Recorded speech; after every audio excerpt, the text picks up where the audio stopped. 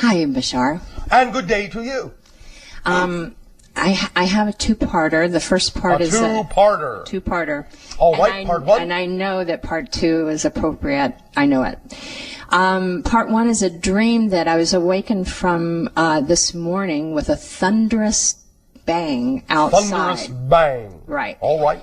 And in the physical, there was a physical event going on that awoke me from this dream, and the dream was. In the dream, you know, we had the Topanga fires recently, and all right, we understand. Yes. I had to load the car with everything that was important to me and wait to see if we had to evacuate. Yes. And we didn't, in the sense. So then I unloaded the car, and everything's fine. So in the dream, I dreamed that I'm living in a city. By the way, everything's fine anyway. Right. Right. Go ahead. Thank you. In the dream, I'm living in a city, and I look out instead of in the woods where I really live. Yes. And I'm looking out the window, and the city is ablaze, and there's a bridge, and I'm seeing, oh my God, it's really time to get out now. All right. And there's no time to pack the car with everything I love. Yes. And so I'm very calm, and I just go, oh, okay, I'll just pack it with the doggy toys. Oh, all right. 2 of each. 2 of each. 2 of each, right. So now you have your own little ark of doggy toys. I have my own little, and only one dog, but he gets 2 of each of his style of toy. Yes. So I think that's But there are 2 dogs. Yes, and I thought, where did that dog come from? Because I only have 1 dog. Yes. Where did that dog come from, Bashar? Where did that dog come from? Where did that dog come from? I don't know. Are you going to tell me? Are you serious? Oh no! Of course. People think I'm a dog sometimes because I love them so much. I think like them. I totally get them. And it's representative of your serious connection. Of course. Thank you. Oh my goodness. That makes a lot of sense. Okay, and the fire being real comfortable. Yes. Okay, so now we'll go to part 2. Oh, part 2. All right. Okay, I might get real emotional on this, so just that's all right. Prepared. Have you been fake emotional up to now? No. Now you're going to get real emotional? Oh. No, I mean... Yes, I understand. I'm teasing you. Volume-wise. Okay. No. Thank you. Throwing you doggy toys. Thank you. Okay. Back when the big fire happened. Yes, the big from fire. Malibu and was rushing towards Topanga. Yes. We had to evacuate with all of our animals and be outside of the canyon for 3 days watching TV, not knowing if our house was okay. So we're sitting and we're a nervous wreck. I'm absolutely petrified. My stomach is turning inside out. I've never been so scared in my life. Oh, all right. How exciting. It went deep. Yeah. Yes. So then all of a sudden we're watching TV and I see the picture on the screen is the view outside my window. Yes. And you go, oh, look, there's my house. Yeah. It's a hillside that I meditate on the rocks on that hillside. Yes. The blaze was on the hillside exactly next to it about, I was guessing, 10 to 15 fire seconds as the fire was moving away. Yes. And? Time of moment of reckoning, right? Yes. Shock. Yes. I hear a voice inside my head say no to the fire. I'm thinking, right? Yes. And it's my unseen friends. And I'm going, that's totally stupid. And then the next thing that I thought. You have stupid unseen friends? No. It was the thought that I had. It was the thought that I thought it was a stupid thought. Doggy toys. Thank you. Okay. So then I'm thinking, well, what other choice do I have? You know, we've already gone through 2 seconds with that thought. Yes. And so I thought, okay. And so I try to say no, and nothing comes out. There's nothing. My vocal cords won't work. Oh, all right. So then I try again, and nothing comes out. And I try again, and there's like this gross little squeak kind of comes out. And I'm trying and I'm really giving it everything I've got to say no to the fire. And finally a little no comes out, and then a bigger no comes out, and then, no, you son of a bitch, no. Starts screaming coming out. The girl next to me is screaming the same thing. She's also a channel. And we're screaming and screaming and screaming. And all of a sudden, the energy, it was like we were in the middle of a hurricane, and it was blasting and blasting and blasting. And all of a sudden, everything went totally calm. Yes. And it the eye of the storm. Exactly. And that's exactly what we felt. Yes. We looked at each other like, what the hell just happened? What the heaven just happened. What the heaven just happened. And the picture had changed from the screen, so we couldn't tell in physical reality what happened, right? Yes. But we chose to feel that meant everything was okay.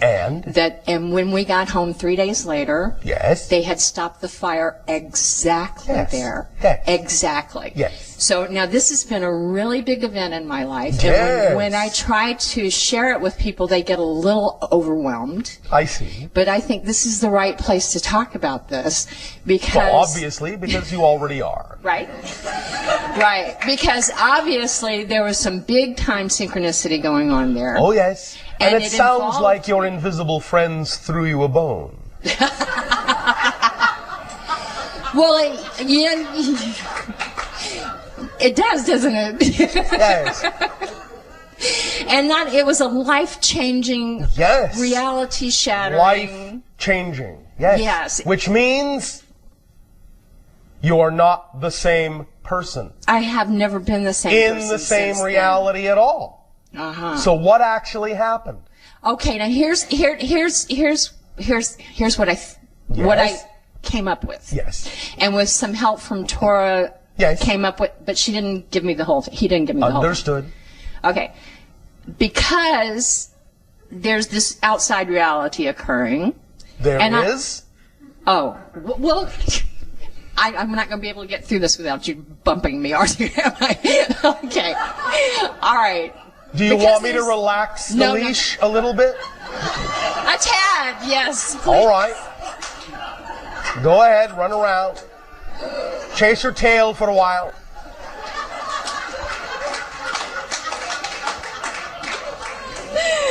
Oh, no, I can't believe you're doing this to me.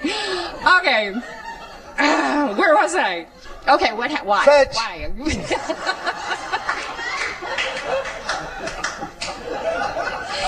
I've always cared more about dogs than people. I mean, I pull my car over on the side of the street to see the dogs. Yes. What? What's the difference?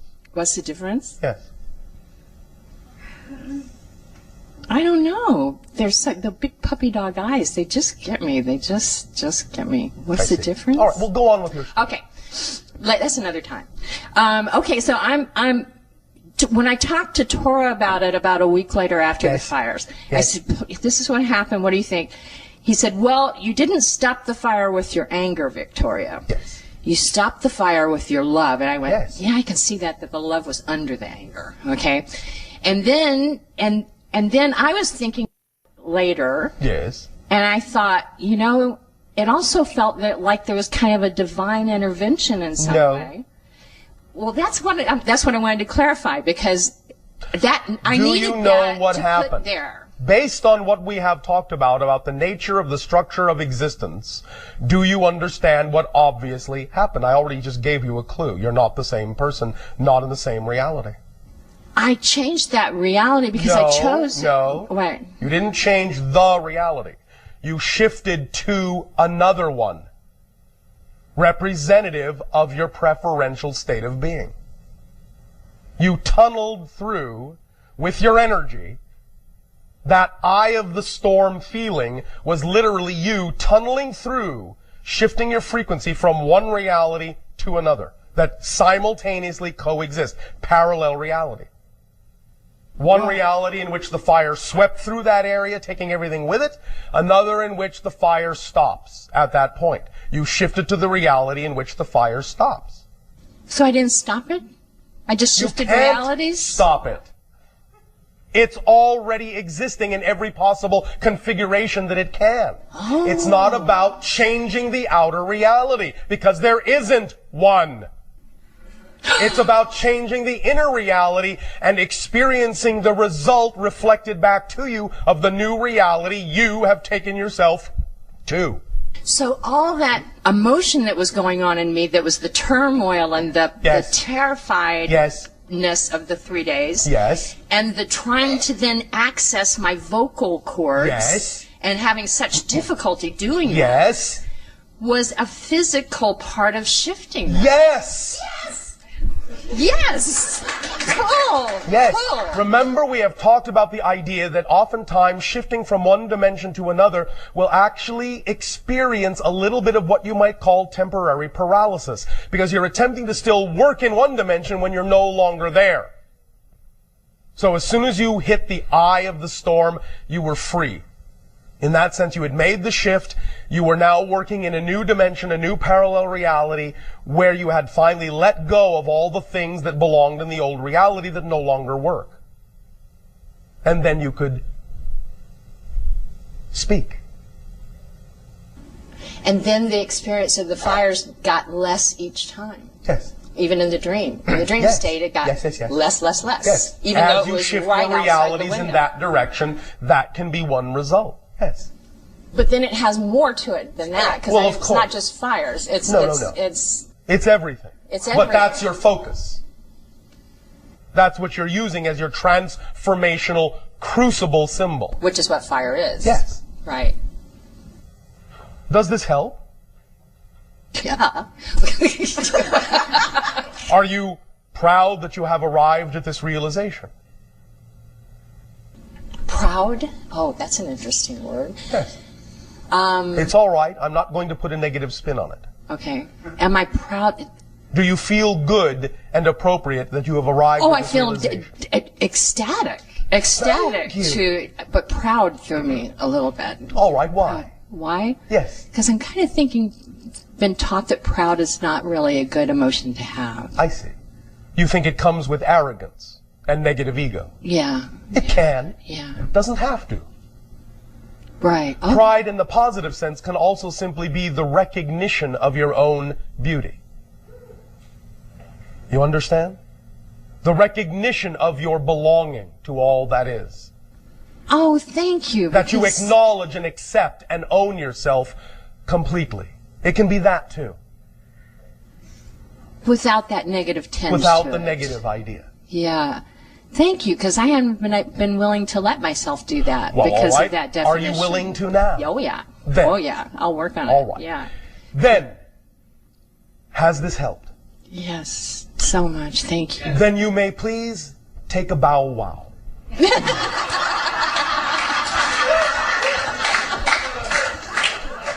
In your imagination.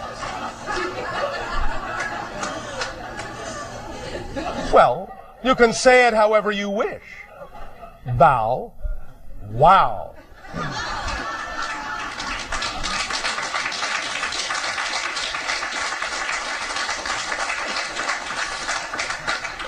What is your present time frame? 12 o'clock.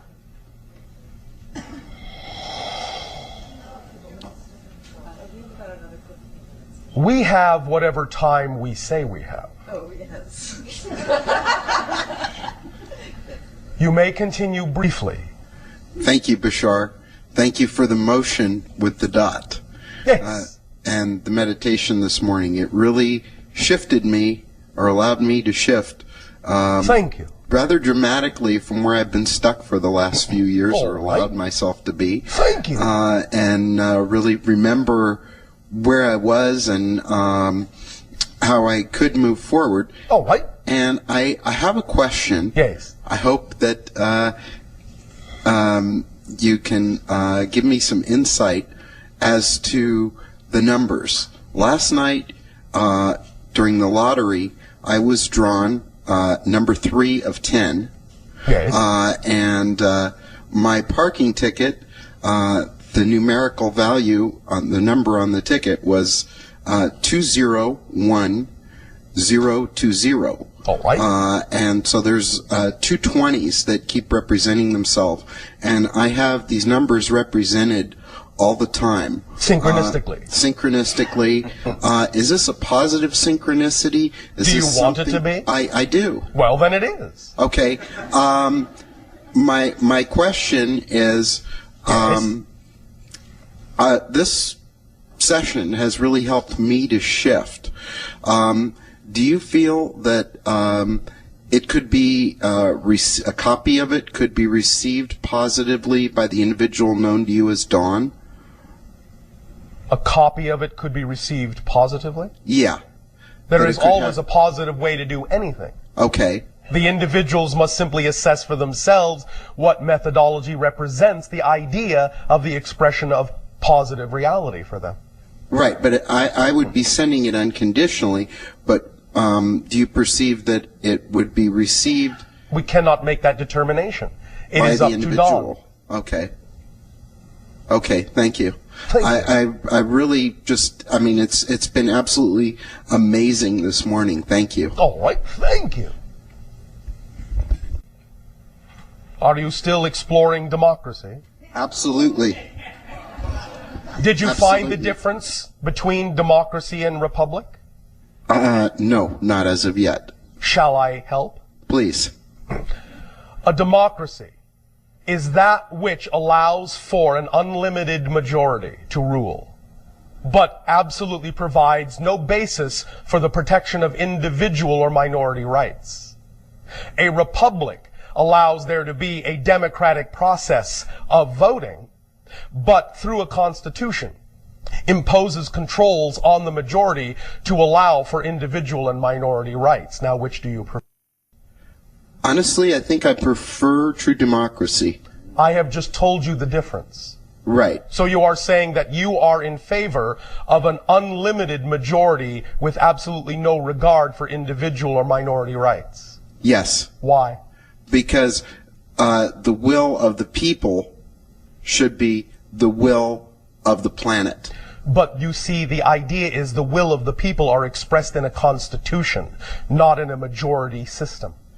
Well, if the Constitution were upheld, then that might make sense. That's but the key. Since the Constitution isn't upheld under the Republic, then the Republic isn't working. The Republic doesn't work when it is replaced by a pure majority democracy. And that's what has happened. No, because if our system were working as a democracy, the situations that we're in right now, we wouldn't be in because it's not the will of the majority. The situation, however, that you are missing is that the structure, the form of government called a democracy is what allows for the continuation of what you don't want. The form of government called the republic is the only way to bring to light how the republic has been misrepresented. Okay. You cannot, as your Einstein said, solve a problem from the same level in which the problem was created. That makes a lot of sense on a lot of levels to me right now. It really does. It's really do a little bit more of your own research and you will see that just because there may be corruption in a republic that allows there to be a misrepresentation doesn't mean that you abandon the idea itself. It simply means that you need to educate people to go back to it, which a democracy will not allow you to do. So do some more research. You will see. Thank you. Thank you.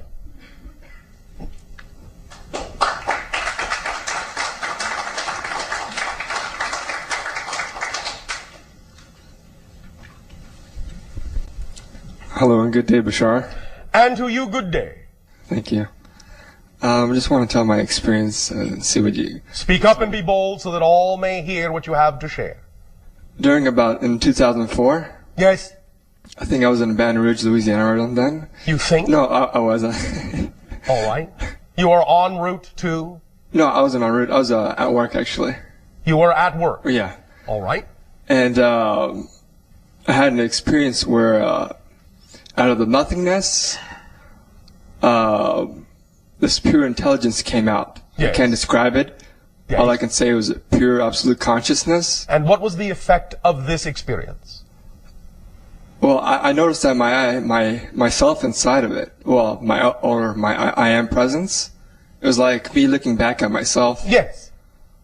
But it was much greater than me. Yes. And, because you were in touch with more of the all that is. And I just want to, was there a reason why I experienced that, or no, none whatsoever. Are you exploring the idea of the expansion of consciousness? Oh, yes, I am. Well, wouldn't that be reason enough to have that kind of an experience as part of that exploration?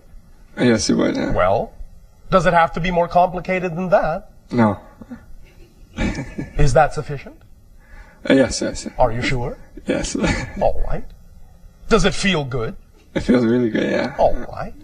Do you want to expand some more? Oh, yes, I would. Well, then you can expect to have more experiences, can't you? Yes, of All course. Right. Does that feel good too? Yes, it does. All right. Does this help? Yes, it does a lot. Is there anything else you wanted to talk about? Yes, one more thing about the photon belt. Yes. Do you know when exactly our solar system is going to go into? It's not really the kind of phenomenon that many of your people think it is.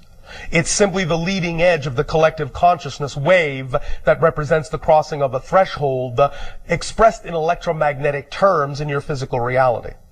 Do you understand? You're crossing through it now. 2012 represents the threshold point of critical mass.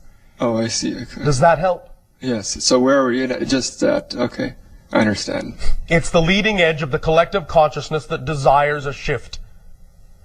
And thus then critical mass will be crossed in 2012, where the electromagnetic energy will express itself in a more accelerated way on your planet in a variety of phenomenologies, some of which can be the idea of more positive accelerated ideas being able to come to the forefront of manifestation if there is harmonious behavior behind them. Does that help? Yes, it does. Well, thank you. Thank you. We will now, at this time, suggest that you take your refreshment break. At the same time, you will also be playing a little game. So while you take your refreshment break, write down at least 5 things you absolutely know for a fact, without question. Absolutely without question. 5 things you know for a fact. You can start with, I am. I'll let you cheat a little bit. But at least 5 things. 10 if you wish. But 5 things you absolutely don't question that you know. That come from a state of knowingness. And it can be anything. It can be, I absolutely know my dog loves me. As long as it's something you absolutely know without question. At least 5. That is your assignment during your refreshment break. We will discuss some of those when we resume contact. Enjoy. We will resume contact in 1.5 of your hours. Good day.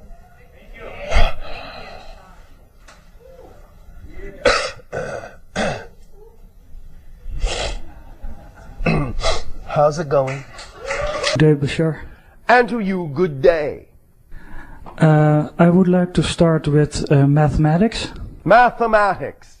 I'm very interested in if mathematics is basic to reality. It depends. And there are some constants, but not everywhere. And of course it can be expressed differently by different civilizations and cultures. The same mathematics can be expressed differently. Of course. For example, what you call in your quantum physics formulas or equations using mathematical symbols that express the idea known as the uncertainty principle, or such similar concepts, might be expressed in our civilization simply by a geometric form, rather than an equation of symbols. Do you follow me? I follow, but that means that there's a mathematical structure, more Yes. basic, of which these two are models. Yes. Okay. Yes. And also, some New Age literature Yes. speaks about there being 7 levels or 12 dimensions, but Well, the number yes. 7 seems particularly significant, Yes. as there being soul groups being multiples of 7. Well, yes, but remember that while accurate from their perception, some of those hierarchical distinctions, while to some degree representative of different frequency levels, are also distinctly germane to the level that is perceiving them. Other realities might perceive the same concept in a number of different ways. Okay, because I thought that if there are 7 levels and Yes. not 8 or 9 or whatever, that seems to contradict the idea that all that is really all that is. Again, the idea of 7 levels, as I said, is an arbitrary distinction being made from your reality. It's the way your reality needs to interpret the concept of infinity for itself in a certain way. From the level of all that is, it doesn't necessarily see itself as being separated into 7 levels. But it understands that from the Earth perspective, 7 levels makes the most sense based on the frequencies and the juxtaposition of geometries and mathematics of energy as you need to express the concept of shifting frequencies. Okay, but it also seems that there is a basic physics to reality, to energy, to consciousness, and that seems to imply that because of the nature of energy, some things are possible and some things are not possible. Some things are possible or not possible within any localized reality. But anything you can imagine exists somewhere within infinity, or you could not imagine it. Okay, but it means that if I can imagine it, then it exists. It exists somewhere. It may not be pertinent to your local reality. I understand, but my imagination can be limited because Yes. I Your am limited. imagination may be limited, but anything you are capable of imagining exists. I'm not saying you can imagine everything that is, but I'm saying everything you do imagine does exist somewhere. Okay, but I can imagine that all that is all that it can be, Yes. but not all that. All that it can be seems to be, well, maybe it cannot be everything. So maybe it's limited because it's nature. All right, but what you have simply now done is imagined a limited all that is within an infinite one.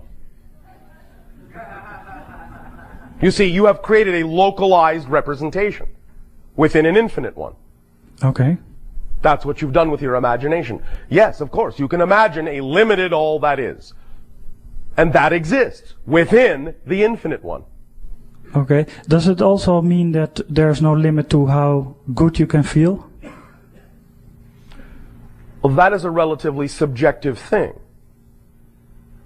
You could say that there might be various ways in which people interpret the concept of feeling good. That's right, yeah. So it would depend on a case-by-case basis as to what that individual might mean by, I feel good. In a sense, there is no limit, pragmatically, to how good you can feel. But there might be certain states of being that you might imagine would be ecstatic states that may not actually be capable of being experienced by your neurological system. Okay. That keys into the next question is that I understand everything is equally valuable. Yes. So the ant is equally valuable as all that is. Yes. But the localized consciousness Yes. is limited. So it cannot, for instance, choose to experience ecstasy or something like that. Yes, it can. Okay. Within its own framework, to whatever degree it is capable of experiencing something, it is free to choose to experience that thing. I understand, but with the concept of the oversoul, Yes. it seems as if that's the life you want. The oversoul experiences everything, and Now aspect. you are making a value judgment. When you say, it seems that that's the life you want, you are devaluing the fact that you chose to have this life. Well, not in an absolute value sense as that it has value, but in a sense that it is preferable. What I am saying is, the reason you chose the life you're living is because at the time you made that choice, this was preferable too. You just don't remember. It's equal in preference to the Oversoul's existence. And from that level, you knew that. Right now, you don't know that. Thank you very, very much. Thank you. Is there anyone who would like to share more of what they know?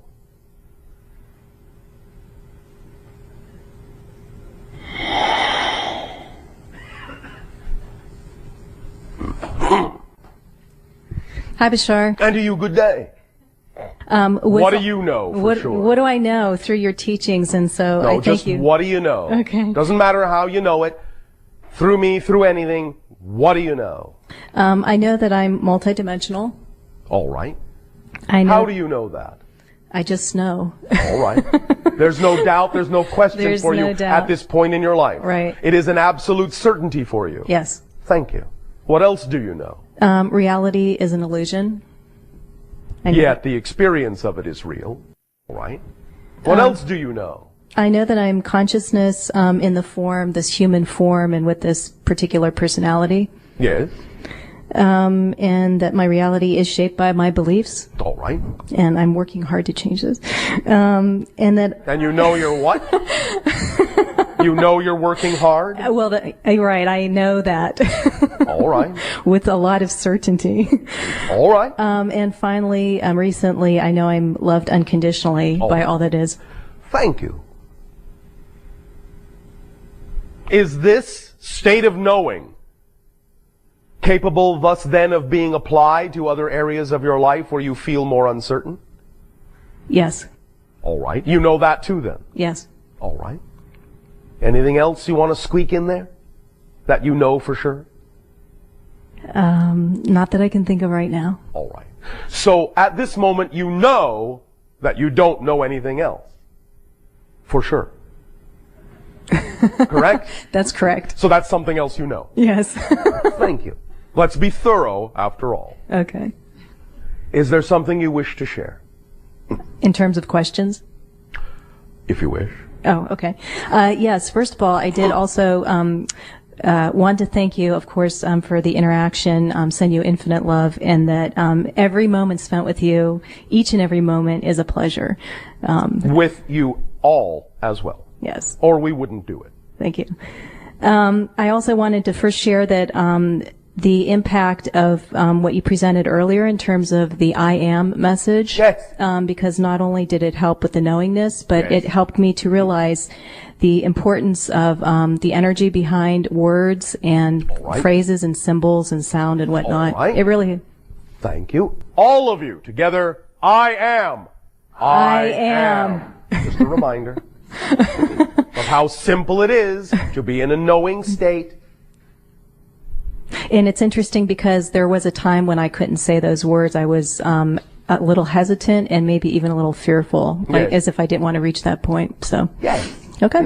I think these are two quick questions. Going back to the analogy that you used about the matrix of now moments. Yes. I really love that analogy because I tend to think of it in that way. Oh, all right. So I kind of envision that there's this matrix and, there's all the possibilities. Yes.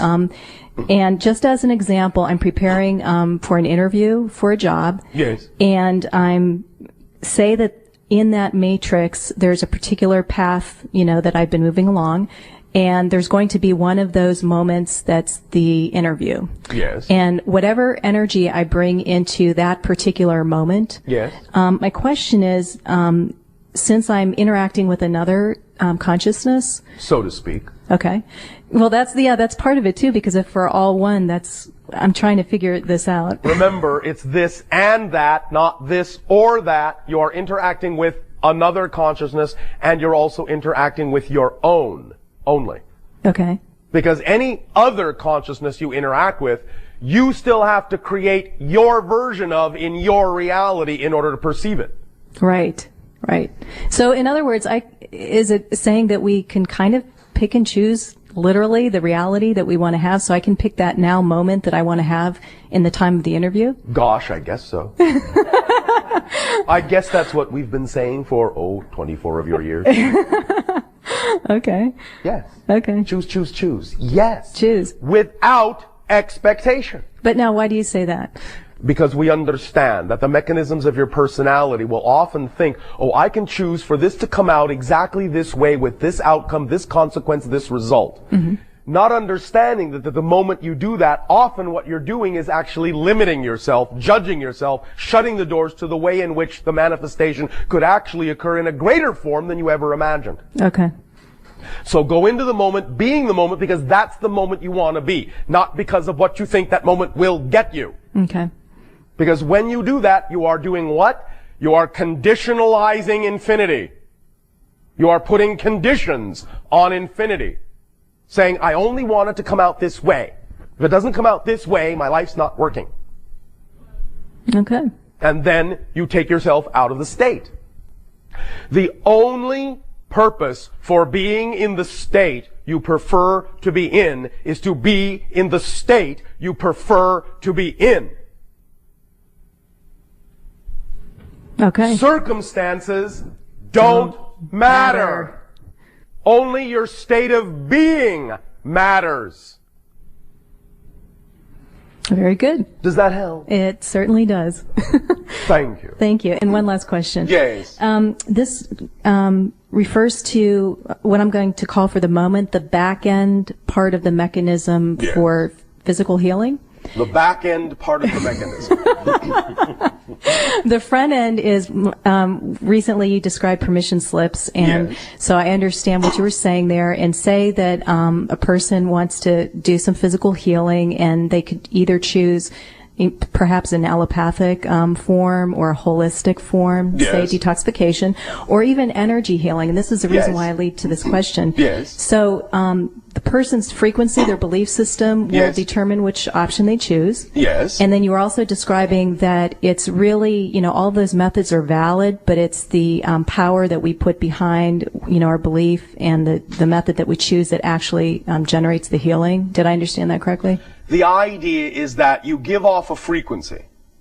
Others that are attracted to you pick up on that frequency. Mm-hmm. They can then decide that if that frequency matches the idea of their perfect ideal state of health, if they then choose to match that frequency, that's what they will experience. Okay. But you are putting out a frequency to allow them to use it however they wish. Mm-hmm. If for some reason it serves everyone that you would attract a person who adamantly believes they cannot be healed by anyone, and they expose themselves to your frequency and are not healed, they do not heal themselves, then they get to say, see, I proved it.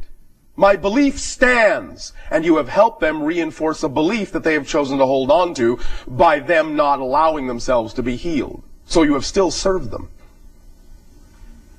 Does that make sense? Yes, I do understand that. That's also why you don't need to have expectation.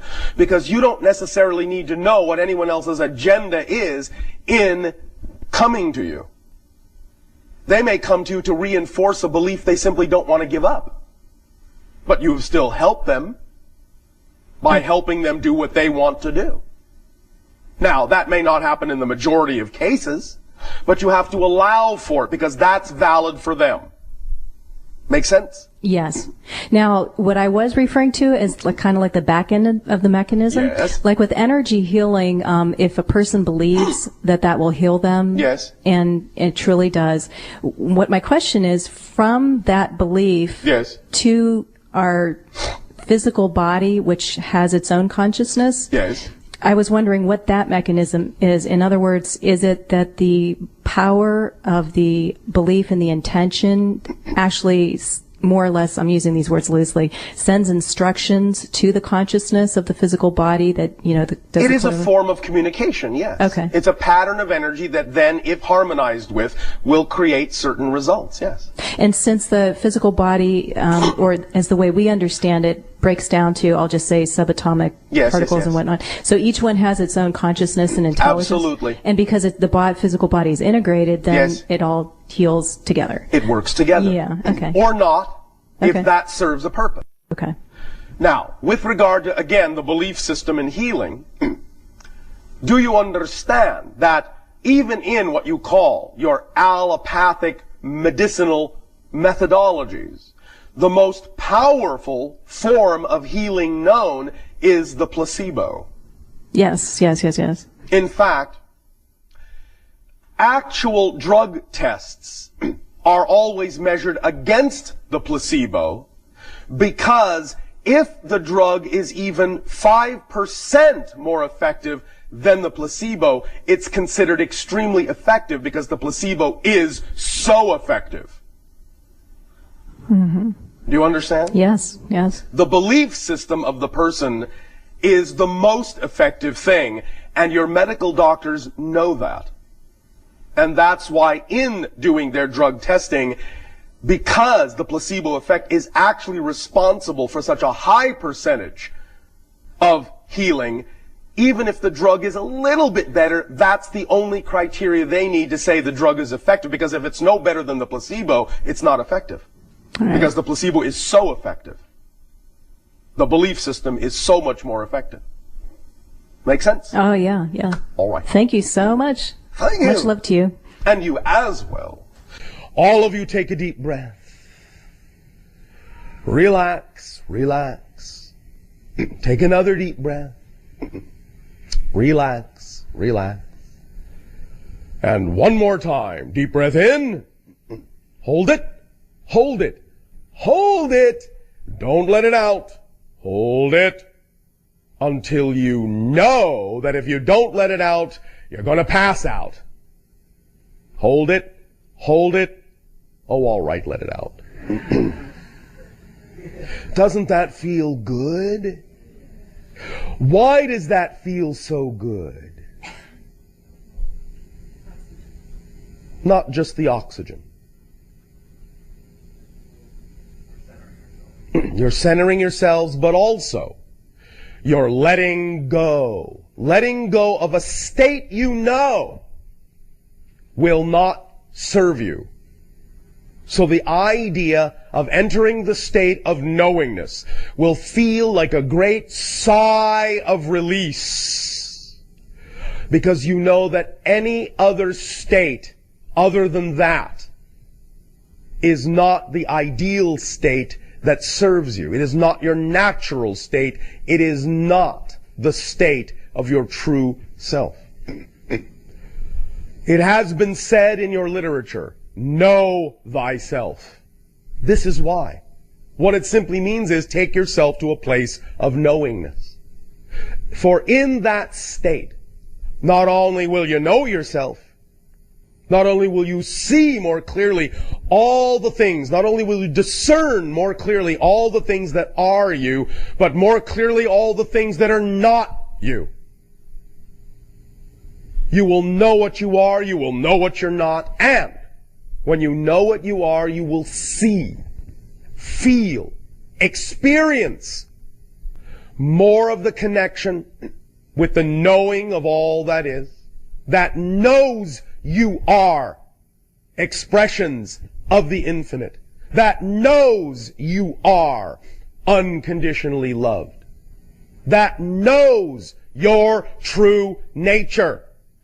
You know it too. Don't deny it to yourself. You deserve it.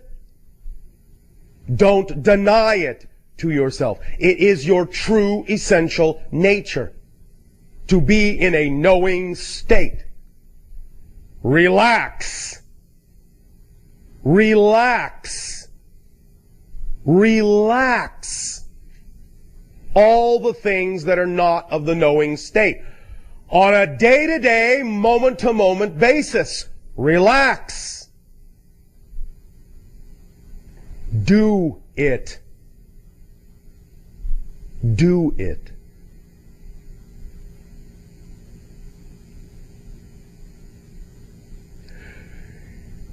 Bashar. I'm interested in the technology Ra mentioned in the raw material, known as a prana vacuum. How can we create a prana vacuum using today's technology? The so-called prana vacuum is the same thing as the idea of what you might call the quantum vacuum, is the same thing as the zero-point energy concept that many people are talking about on your planet. It exists all around you. The technology exists that you can use to tap into it in certain ways. Many of the kinds of things that people have invented that say it's tapping into the zero-point energy are not exactly doing so. But the idea is growing in the consciousness, the collective consciousness of your planet, until such time as that awareness evolves into technology that will truly tap into that prana field, the quantum field, the void, and whatever else you may wish to call it. It will allow you unlimited energy, unlimited flow, an inexhaustible supply of energy that can be utilized in a variety of ways once you truly tap into that technology. It has to do with creating devices of proper resonance, proper frequencies, capacitors that vibrate at certain resonant frequencies that deliver and transform energy in a certain way, step it down in a way that you can use with your technology. We have talked a little bit about this as a space-time antenna concept. 3 nested spheres separated by phi ratio diameters, penetrated by antennae that are insulated from a Merkaba, a double interpenetrated tetrahedron in the center of the 3 spheres that resonates at certain frequencies and can be activated by the introduction of energy into it, and it will output energy of a higher caliber, a higher level, and a higher frequency, tapping into the quantum field in certain ways. But many people on your planet, a few of them, are beginning to experiment with this, and we cannot deliver more information about this device until they have already achieved what it is we have already delivered. End of discussion. Hello, Bashar. Good day. Thank you for having this conversation with each other in this way. It is our passion and our pleasure to do so. What would you like to discuss? Talking about the hybrid children, you've mentioned in the past that contact between hybrid children and their mothers will expand over time. Yes. Has this process indeed started on this timeline? Is Yes. there an increase of physical contact between human beings and the hybrid children? Yes, but in an altered reality, not necessarily physically on your planet so much, but in a slightly altered version of physical reality, and in dream time, these encounters have increased. Okay, wonderful. Eventually, it will leak into the physical reality as you understand it, Yes. although it will still be of a higher vibration than it is now. Yes, understand. Yeah. And I also wanted to talk to you about suppressed memories. Yes. During our previous conversation, you've mentioned that I was visited by the Grays when I also was a child, Yes. and that these experiences are buried deep within my consciousness. Well, not that deep. Oh, not that deep. You also mentioned that I felt victimized because my childlike state was not able to comprehend what was going on during these visitations. Yes. Okay. And is it correct to say that from the point of view as a human being child, that these visitations and the removal of genetic material was somehow experienced as a trauma on a psychological level? Yes, but only because of the way you were raised as a human, not because it's innate to the being a child, not because it's innate to being a human child, just because of the way your planet views these kinds of things, and because it is short-sighted in its compartmentalization of awareness. That's the only reason you experienced it traumatically. And is that also the reason that we're still somehow afraid of extraterrestrials? Because you are afraid of portions of your own power. And the extraterrestrials you're encountering represent and reflect the idea of your true power in certain ways. Ah, I understand. And that, yeah, that's probably not a coincidence, but that leads up to my next question. both my parents have transitioned almost within 3 years of each other. And the last parent, my father, passed 1 year ago. Yes. And their physical absence caused a shift in my life. Yes, of I course. experienced- That's the purpose of it. Yeah. I experienced this as a tremendous opportunity to shed a whole bunch of negative belief systems that I have bestowed upon myself through their upbringing. Well, congratulations. That is a Thank you. positive way to use it. Thank you. But I also sense that this tremendous opportunity is sometimes a bit frightening, Why? as if this whole new space that has opened up is sometimes too big to handle. Impossible. Otherwise, you wouldn't experience it. You only grow into the space you're ready for. So no matter how it looks, you're making a comparison, still using some of the outdated beliefs to view it, instead of letting go of those outdated beliefs and understanding you cannot experience more than you're ready for anyway. You can expand into it. That's why it looks that big, because that's how big you actually are when you let go of the limiting beliefs. I understand what you're saying. All I right. understand what you're saying. And I also am aware of the physical impact of this awareness. Yes. For instance, when my body is sleeping, Yes. it seems to respond to this awareness with an actual physical shock during the night that Yes. eventually wakes me up. Yes, it can, because again, your body's not used to that vibration or frequency of energy, but it can get used to it over time. And how can we do that? Can you say something about how to integrate this new space and the awareness of new space and the physical response to this? Is it just going with the flow, letting it happen? That's one way, practice in a sense, having it happen over and over again, you'll get used to it. That's one way. But one way to accelerate that is to understand or have a perspective where physical reality isn't really separate from spirit reality. It's really not so different. It's just that you've defined it as very different.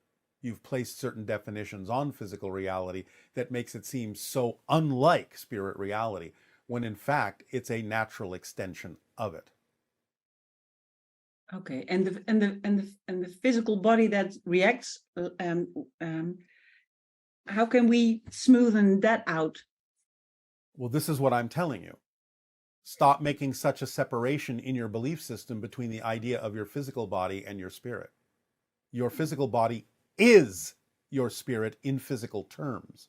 Mm-hmm. It's the same kind of idea, if you wish, a crude analogy of saying ice is still water. It's just frozen. Mm-hmm. But it's the same thing. It's the same substance, essentially. And so is steam. So if you start looking at your body as if it's simply, euphemistically, a frozen version of your spirit, or at least a portion of your spirit, you can start to allow the physical reality to sort of melt a little bit more, allow it to become a little bit more fluid, a little bit more liquid, and not be so different from the liquid version or the steam version. So you have to start really looking at physical reality as if it's just another state of being of spirit and not really separate. It's the idea of separation that's tripping you up. Yeah, I understand. And you also said something about that the human beings on Earth will become more and more human over time. Yes, you're actually not fully human yet. Yeah, and I was wondering what you meant by that. What does it mean to be human as opposed to not being fully human? Being fully human means that you understand that everything is made of unconditional love. You understand that everything is connected, everything is a reflection of everything else, and you act accordingly.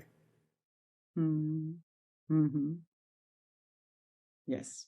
Being fully human is what you ascribe to beings like Christ, Buddha, Krishna, so on and so forth. Mm-hmm. It's the idea of the behavior that reflects the godhood within you. Yes. Yeah. And that probably also means that we're not so compartmentalized in our way of thinking then. Exactly. You think more holistically, more as a whole system. That's why I said you understand everything is one thing. I am you from another point of view. Literally, I am you from another point of view. You are us from another point of view. A fully realized human lives in that truth. Yeah. Thank Right? you so much, Bashar. You are so welcome. Aveo. Aveo. Greetings, Bashar. I have a question for you. What is the template level of our space-time reality? You've mentioned that there is a template level and that we are each exploring themes from this template level, that there is a specific template for our lives. I'm wondering if this template is actually revealed in the deck of what we consider 52 playing cards, and if this template level of reality is expressed and symbolized in the deck of 52 playing cards, where exactly did these cards come from? Who created them and when? And what is the best way for us to utilize these cards now in our lives in order to explore the theme of our lives, play our cards right, and give ourselves permission to be our best self?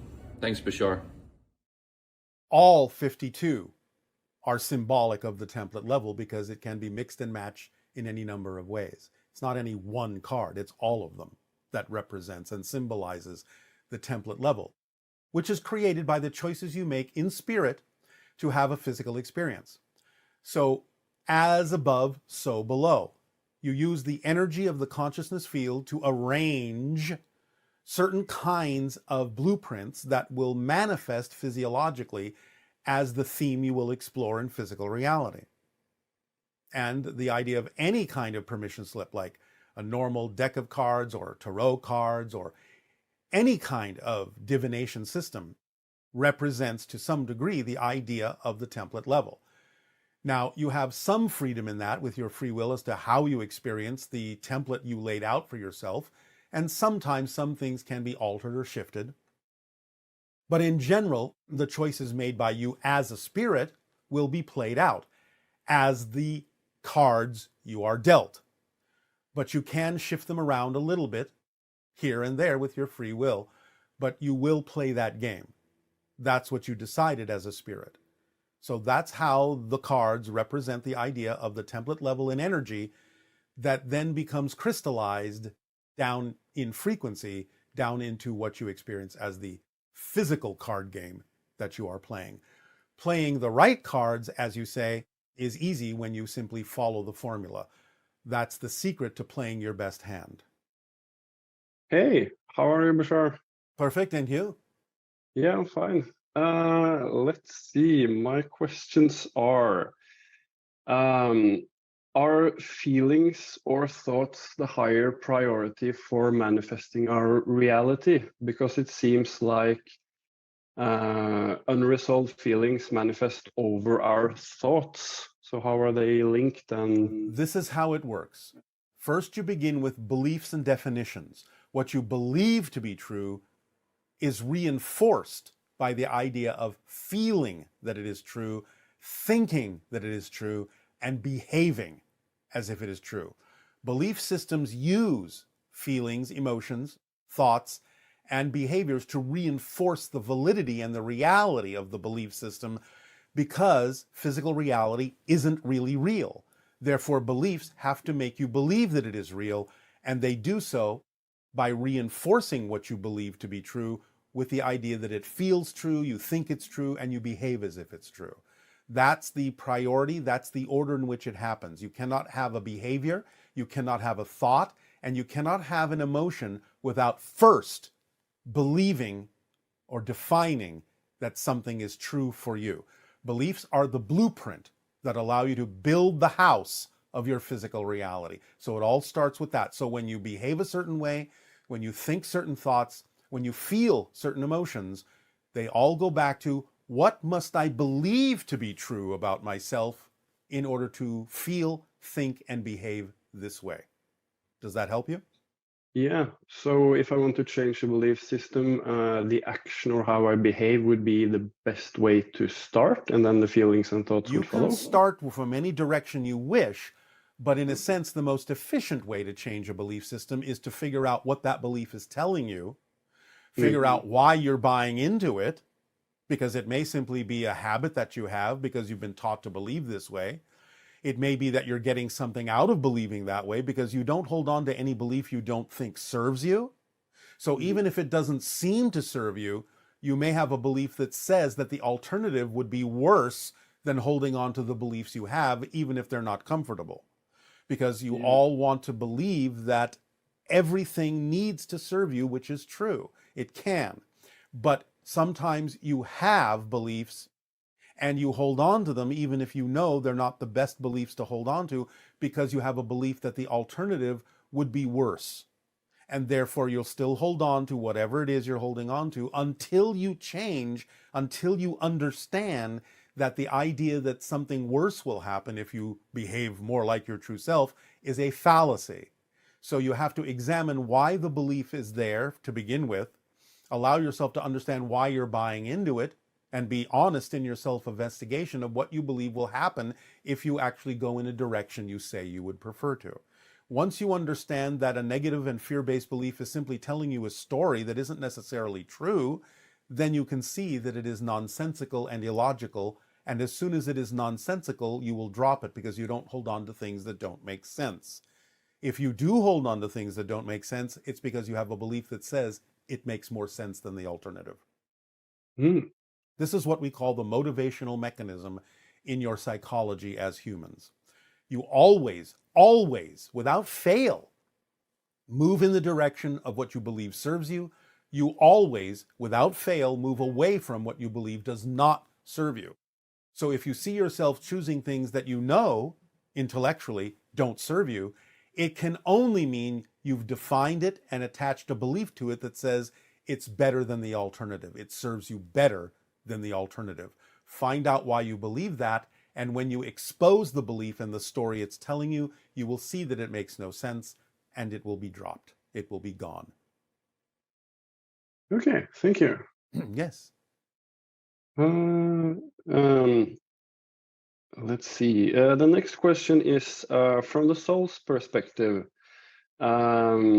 Is the physical body like a radio-controlled car where you the soul puts input to make it go left and right, and then there's always input, also input from the environment? So it's like to some degree, you can use whatever analogy you wish, but the idea really is that the physical world and the physical body is a projection of the soul's consciousness.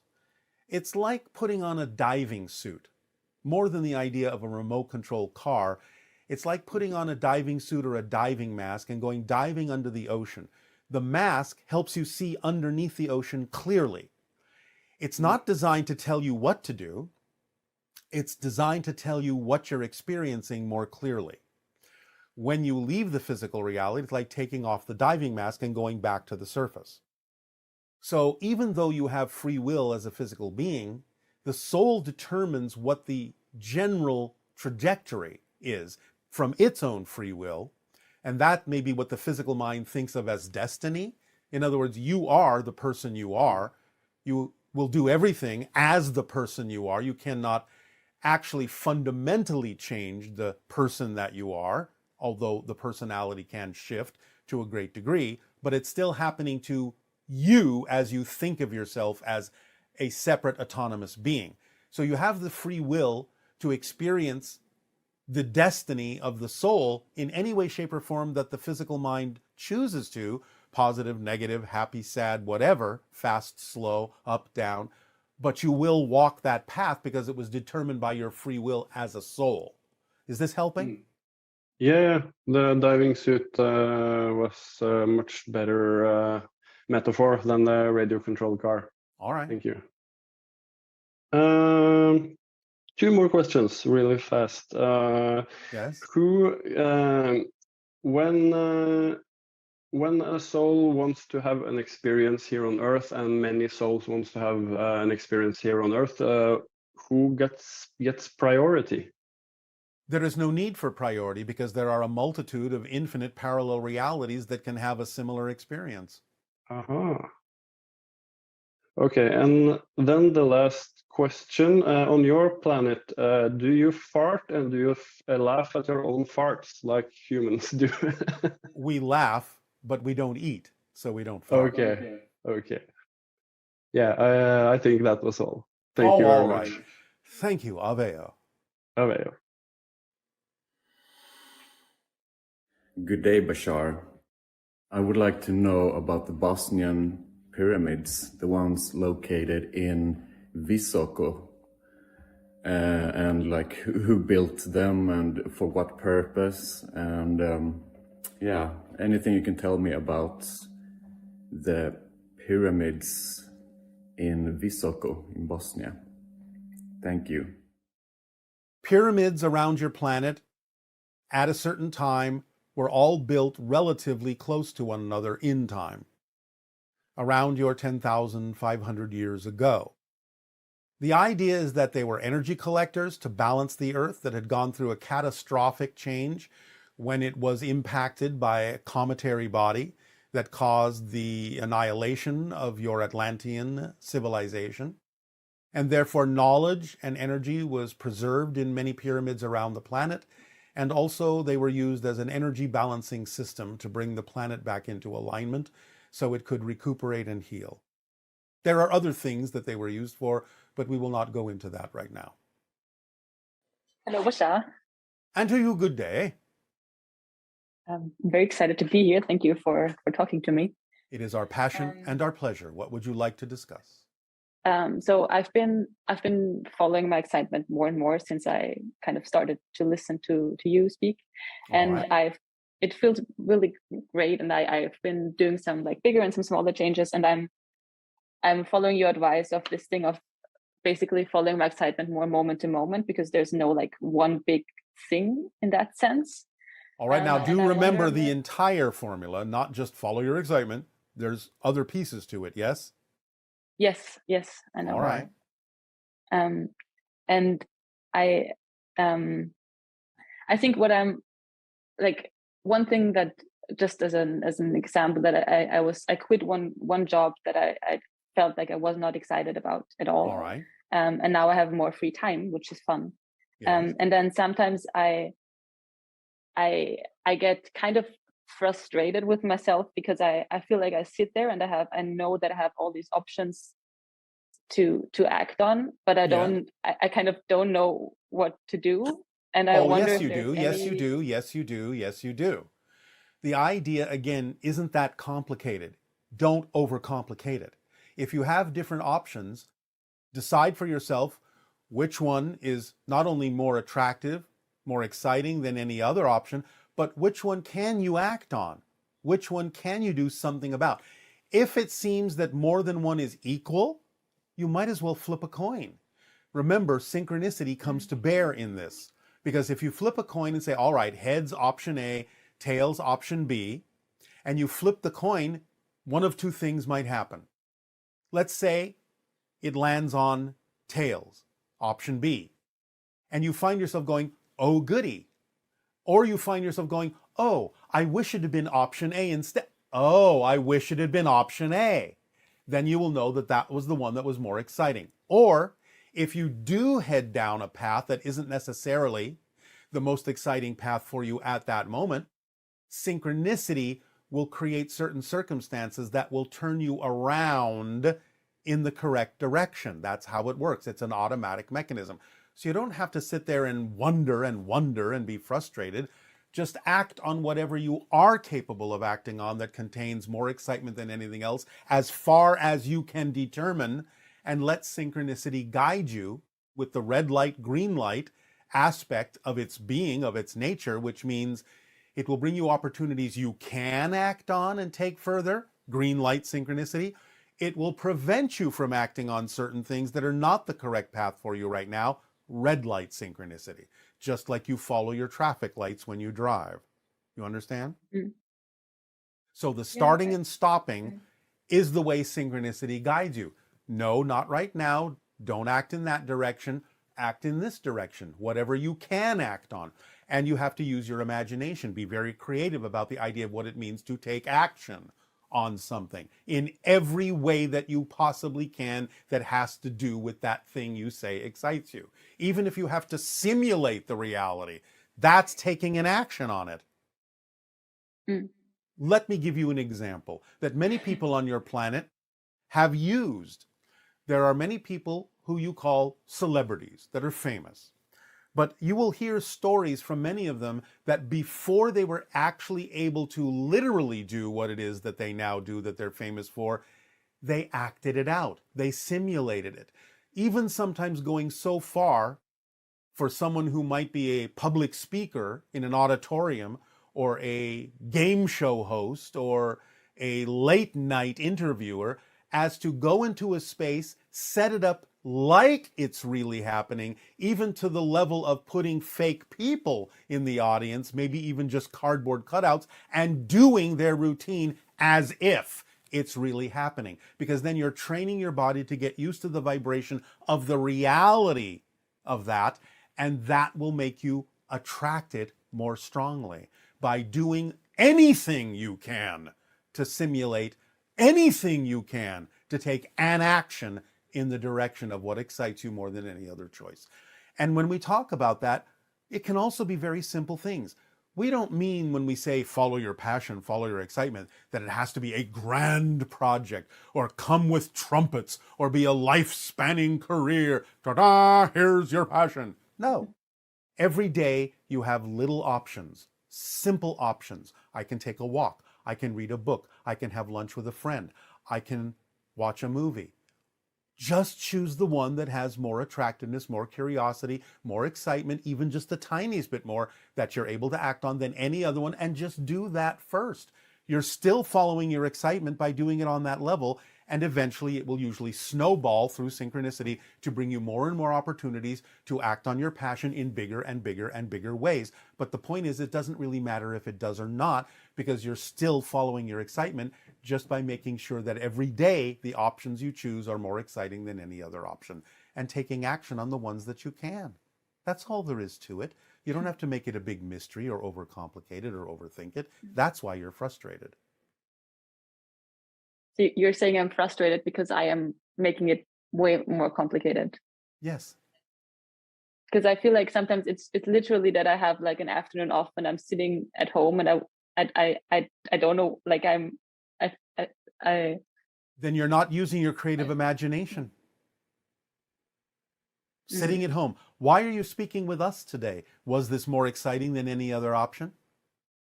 Yes. Well, you see, that wasn't hard.